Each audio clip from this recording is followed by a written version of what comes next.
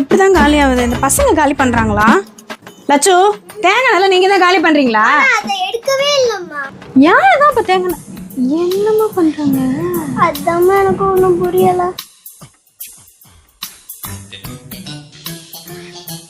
அக்கா என்ன பண்றீங்க? ஃபேஸ் க்ளோவா இருக்குடி. அக்கா இப்படி எண்ணெய் போட்டா இப்படி தொடச்சா எண்ணெய் தான் வரும், புரியுதுங்களா? க்ளோ தானே வேணும், வாங்க என் கூட.